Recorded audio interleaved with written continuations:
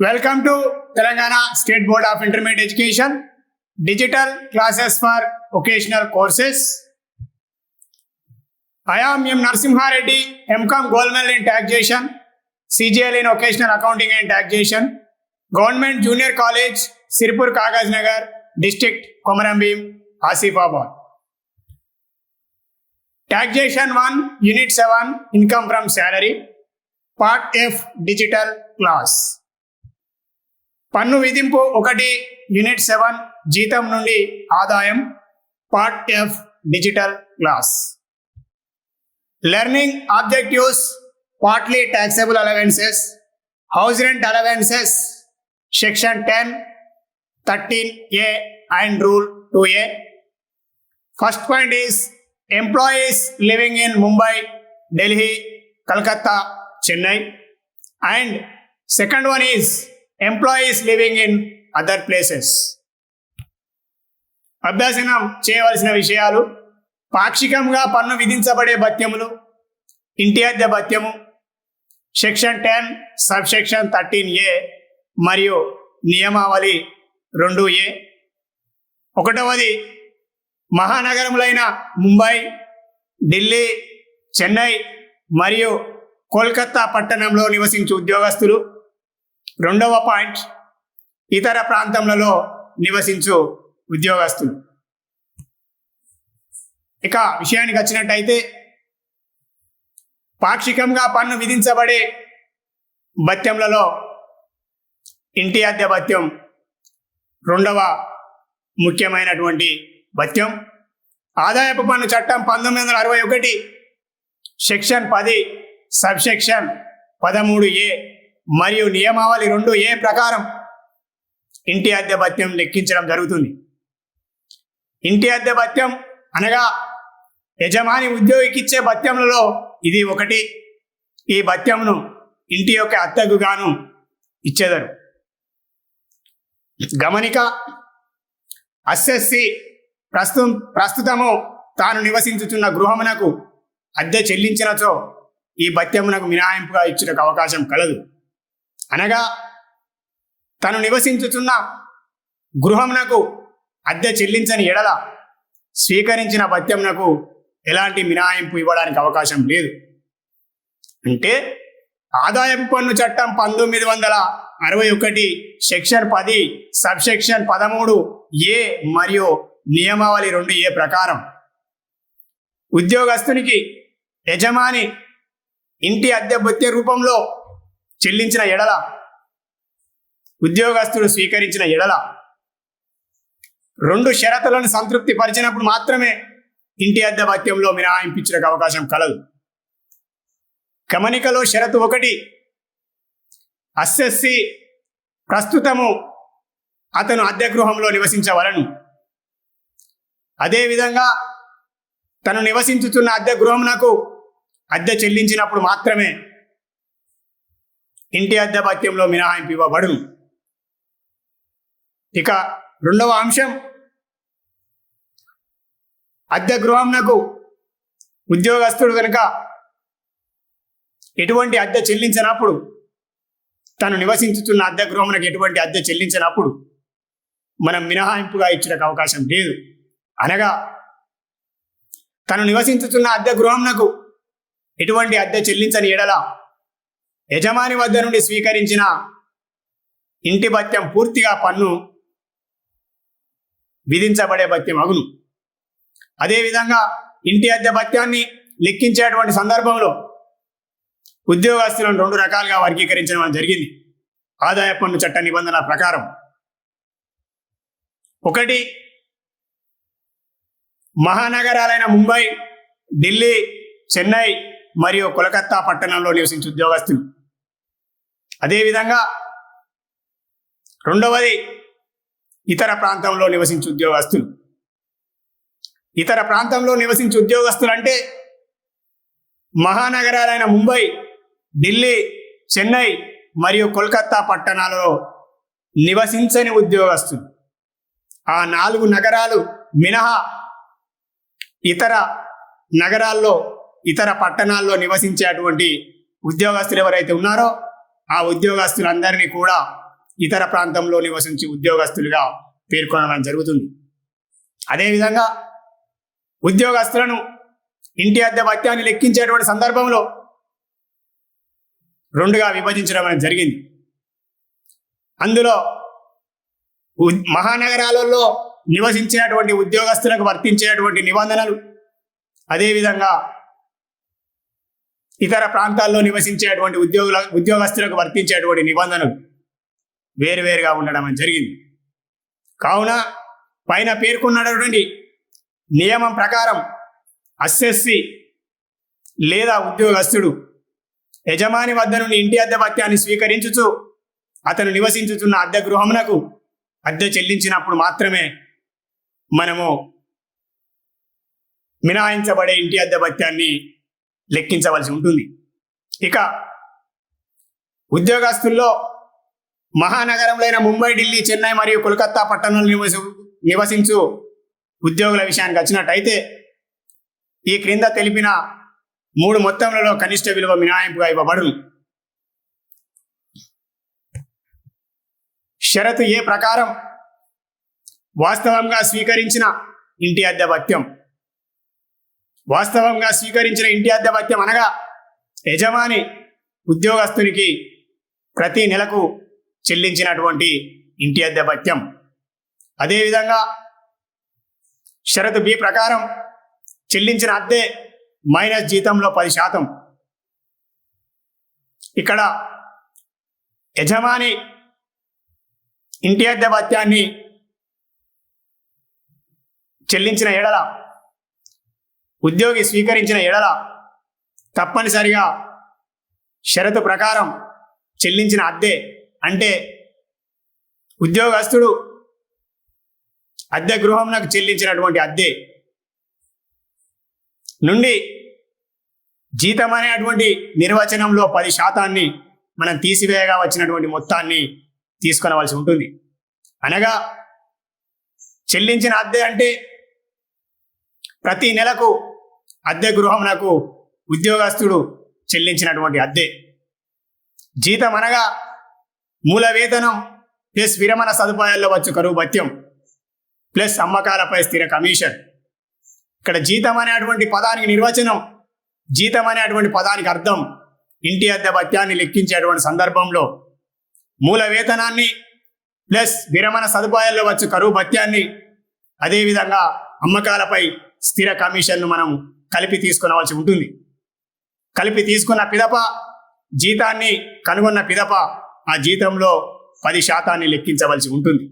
షరతు బి ప్రకారం చెల్లించిన అద్దె నుండి జీతంలో కనుగొనిన జీతంలో 10% తీసివేయగా వచ్చినటువంటి మొత్తాన్ని మన ఔటర్ కాలంలో చూపించవలసి ఉంటుంది.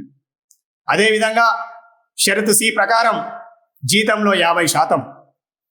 అదేవిధంగా షరతు సి ప్రకారం జీతం అనేది జీతంలో 10% ఏ విధంగానైతే తీసుకున్నామో అదేవిధంగా జీతం అనే నిర్వచనంలో ఎటువంటి మార్పు లేదు. అదే జీతంలో 50% లెక్కించవలసినటువంటి అవసరం ఉంటుంది.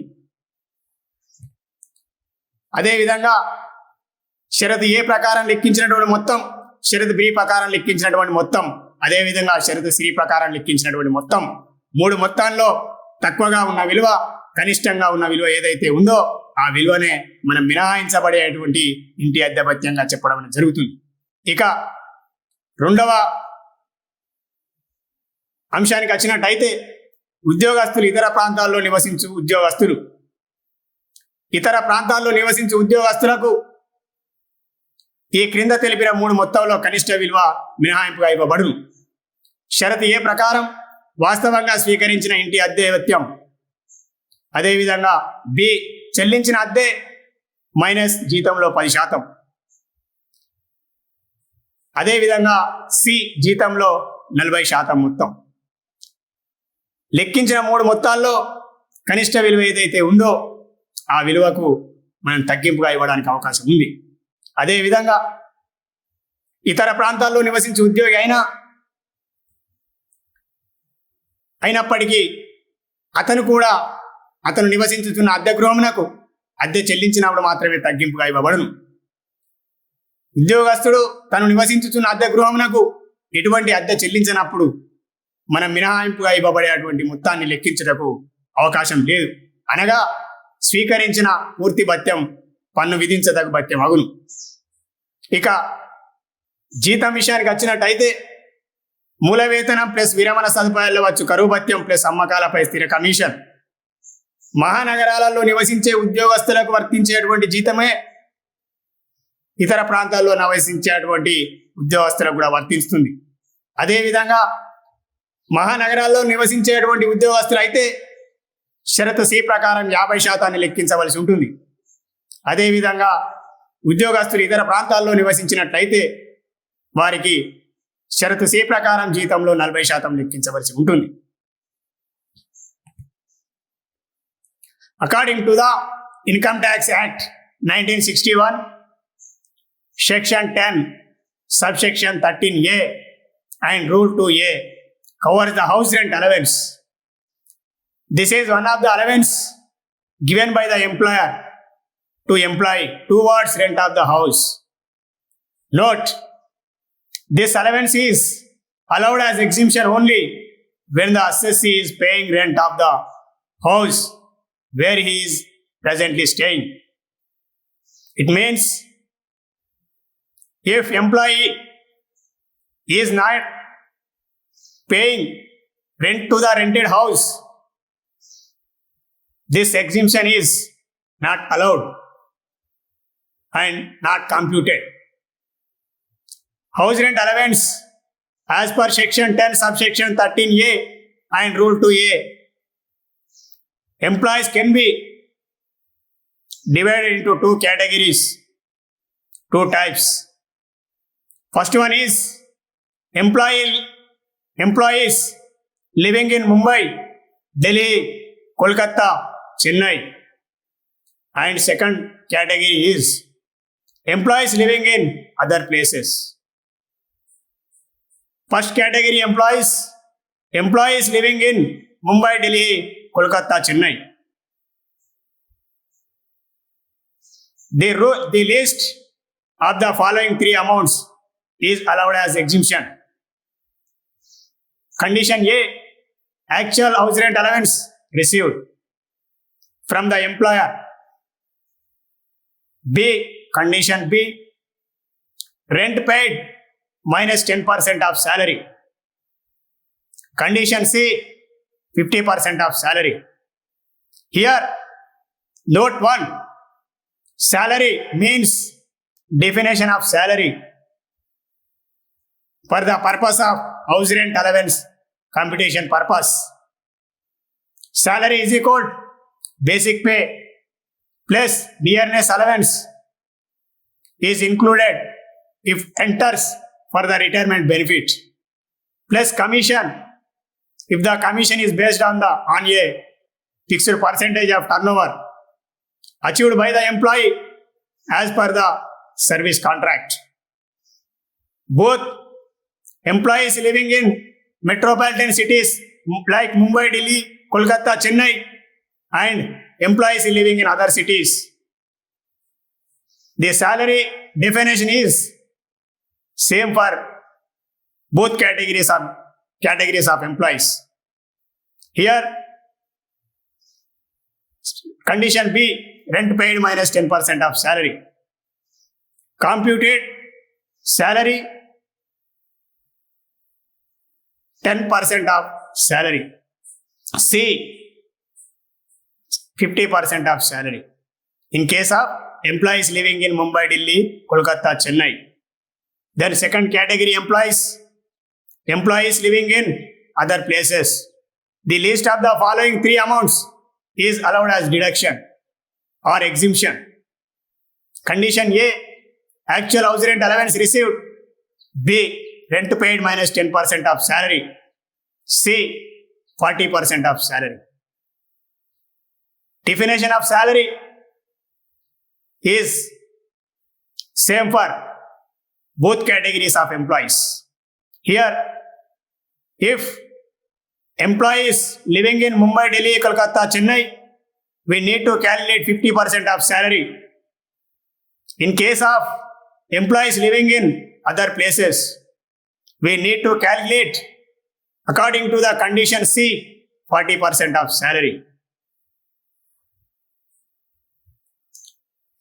అదేవిధంగా ఇంటి అద్దె భత్యాన్ని సెక్షన్ 10 సబ్సెక్షన్ 13A మరియు నియమావళి 2A ప్రకారం లెక్కించేటువంటి సందర్భంలో ప్రత్యేక గమనిక. 1. ఇంటి అద్దె భత్యము మినహాయింపును మొత్తం లెక్కింపులో ఒక అంశం 0 అంటే 0 అయినా లేదా విలువ ఏదైనా రుణాత్మకమైనచో ఏ మాత్రం మినహాయింపుకు అవకాశం లేదు. అనగా అస్సెస్సి స్వీకరించిన పూర్తి భత్యంపై పన్ను విధించబడును. అదేవిధంగా 2వ పాయింట్, అద్దెను సమీప బంధువులైన తల్లి లేదా తండ్రికి చెల్లించినప్పుడు అద్దె చెల్లింపు వాస్తవంగా ఉన్నచో మినహాయింపు ఇవ్వబడును. అంటే సమీప బంధువులైనటువంటి తల్లిదండ్రికి కానీ సమీప బంధువులకు కానీ చెల్లించిన ఎడల ఆ చెల్లించినటువంటి అద్దె అనేది సరి అయినదైతే, నిబంధనల ప్రకారం సరిగా ఉన్నట్లయితే మనం తగ్గింపుగా ఇవ్వడానికి అవకాశం ఉంటుంది. ఇక ప్రత్యేక గమనికలో 1వ అంశానికి వచ్చినట్టయితే ఇంటి అద్దె భత్యాన్ని గతంలో నేర్చుకున్న విధంగా లెక్కించేటువంటి షరతు A, షరతు B, షరతు C ప్రకారం లెక్కించినటువంటి అంశంలో ఏ అంశమైనా ఏ అంశం యొక్క విలువ కనుక 0 అయినట్టయితే లేదా రుణాత్మకమైనట్టయితే అట్టి 0 అయినా లేదా రుణాత్మకమైన మనము ఇంటి అద్దె భత్యానికి ఎటువంటి మినహాయింపు ఇచ్చడానికి అవకాశం లేదు.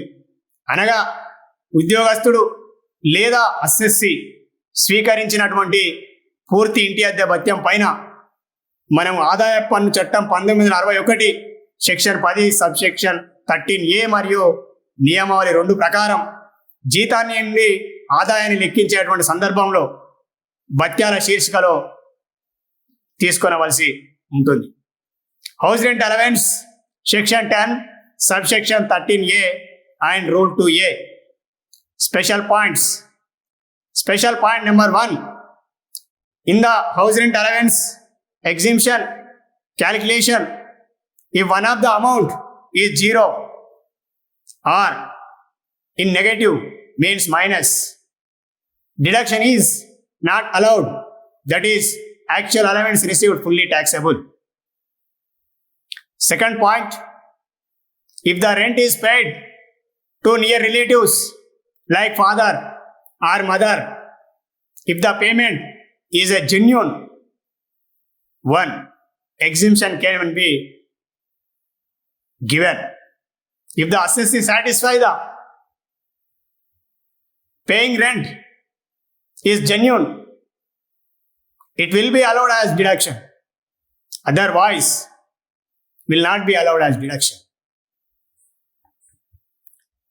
ఇంటి అద్దె భత్యాన్ని లెక్కించేటువంటి అంశాన్ని మనం ఇలిస్ట్రేషన్ ద్వారా కనుక పరిశీలించినట్టయితే మనము త్వరగా అర్థం చేసుకునే అవకాశం కలదు.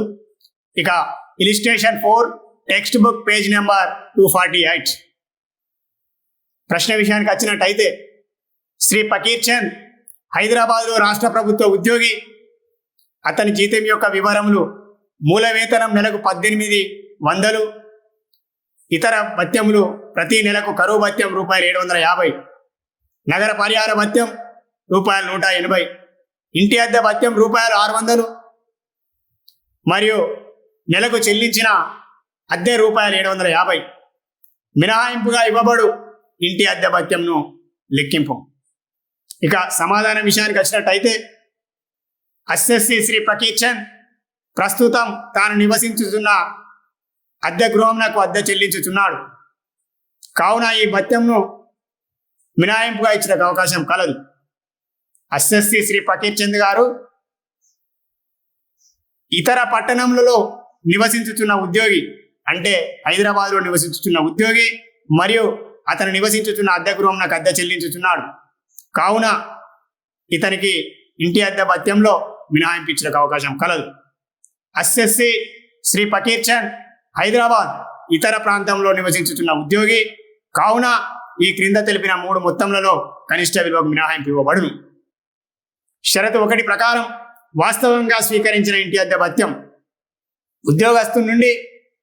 ఉద్యోగస్తుడు యజమాని వద్ద నుండి శ్రీ ఫకీర్ చంద్ గారు రూపాయలు 600 ప్రతి నెలకు ఇంటి అద్దె భత్యాన్ని స్వీకరించున్నారు. అదేవిధంగా 12 మాసాల కాలానికి 600 మల్టిప్లై విత్ 12 ఈజ్ ఈక్వల్ 7,200. షరతు 2 ప్రకారం చెల్లించిన అద్దె మైనస్ జీతంలో 10%. ఇక్కడ జీతం అనగా కేవలం మూల వేతనాన్ని పరిగణలోకి తీసుకోవాల్సి ఉంటుంది. ఎందుకనగా కరువు భత్యం అనేది మనకు విరమణ సదుపాయాల్లో వచ్చేటువంటి అంశం కాదు. అదేవిధంగా కమిషన్ మొత్తం కూడా ఇవ్వబడలేదు. కావున మూల వేతనం ఈజ్ ఈక్వల్ 750 ఇంటూ 12 నెలల కాలానికి 9,000 రూపాయలు కావడం జరుగుతుంది. షరతు 2 ప్రకారం చెల్లించిన అద్దె మైనస్ జీతంలో 10%, 750 ఇంటూ 12 ఈజ్ ఈక్వల్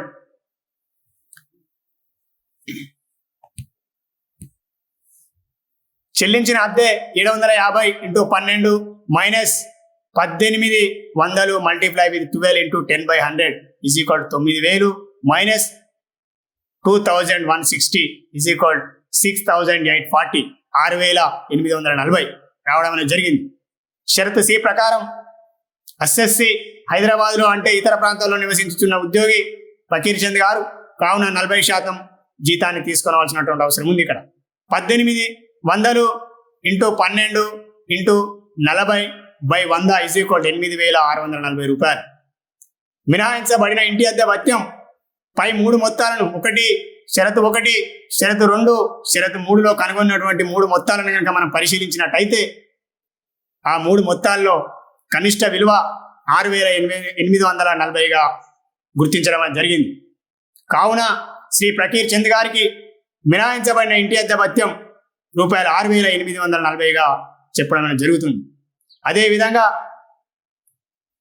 మినహాయించబడని పన్ను విధించదగు ఇంటి అద్దె భత్యం ఈజ్ ఈక్వల్ వాస్తవంగా స్వీకరించిన ఇంటి అద్దె భత్యం మైనస్ మినహాయించబడిన ఇంటి అద్దె భత్యం.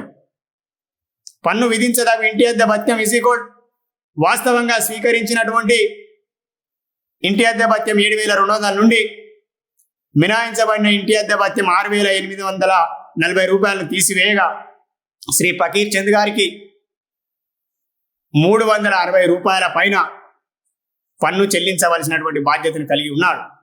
అదేవిధంగా జీతం నుండి ఆదాయాన్ని లెక్కించేటువంటి సందర్భంలో శ్రీ ఫకీర్ చంద్ గారికి 2వ ఉపశీర్షిక అయినటువంటి భత్యం నందు 360 రూపాయలను ఇంటి అద్దె భత్యంగా చూపించవలసి ఉంటుంది.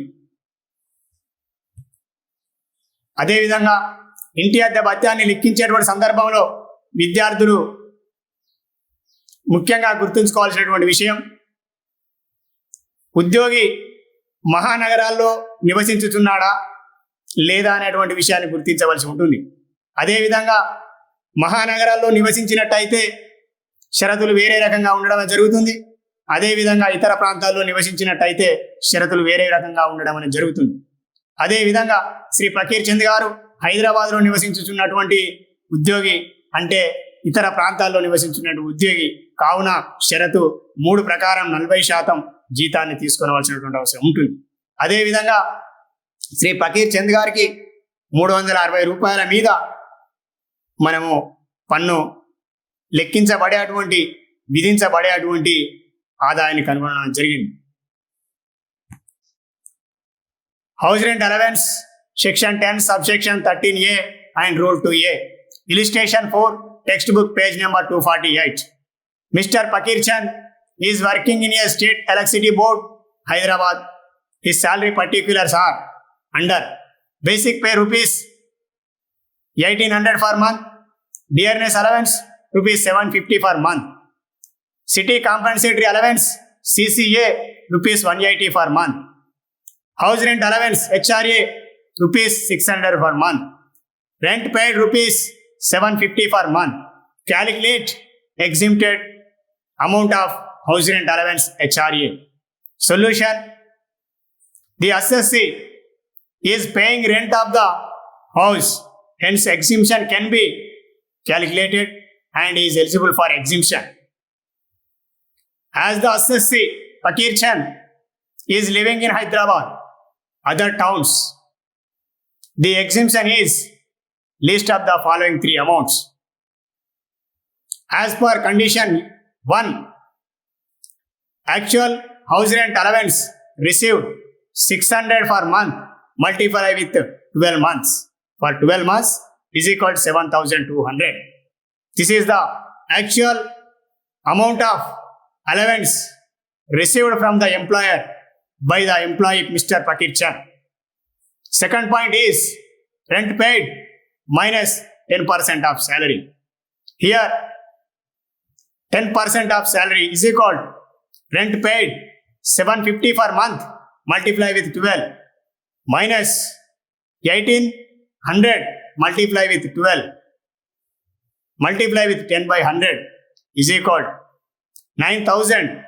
750 multiply with 12 is equal to 9,000 minus 18,000 multiply with 12 divided by 10% is equal to 2,160.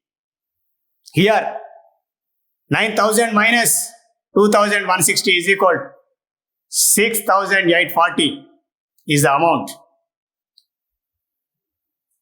Condition 3, 40% of salary.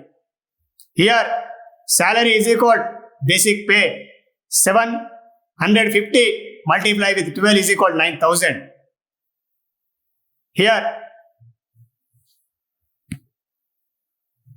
Here salary is equal to 1,800 per month, basic pay multiply with 12 divided 40 by 100 is equal to 8,640.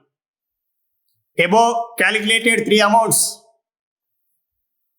rupees 6,840 is the least amount.